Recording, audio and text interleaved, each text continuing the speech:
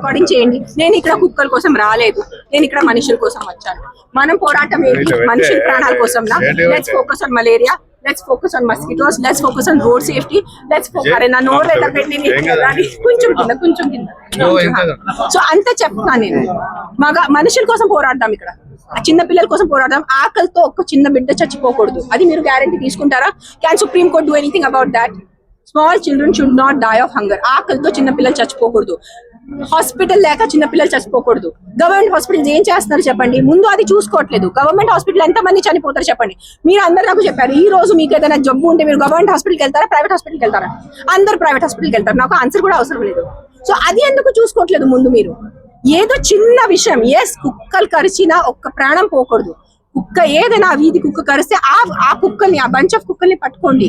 కానీ ఒక్క bunch of కుక్కలు ఒక చిన్న బిడ్డని కరిస్తే, చిన్న బిడ్డ చనిపోతే ఆ బాధ నాకు తెలుసు. నేను కూడా ఒక తల్లిని. ఈ రోజు నా బిడ్డలకి కూడా ఒక కుక్క కరిచి నా బిడ్డలు చనిపోతే నేను పోతాను, నేను కూడా ఉండను. I will die of that pain. But who are you going to punish? చేసిన తప్పు 5 కుక్కల అలాంటి 500 కుక్కల? అది మీకు, అది ఒక్కటే ఆలోచించుకోవాలి మీరు. ఆ పర్సనల్ గా నేను వెళ్ళి 5 కుక్కల్ని పట్టుకొని నేను చంపేస్తా. Fair enough? Is that fair enough for all of you? 5 కుక్కల్ని నేను చంపుతా. బట్ ఆ 5 కుక్కల వల్లే మీరు 500 కుక్కల్ని చంపకూడదు. అది తప్పు. అదే అంటున్నాను. First focus on road safety.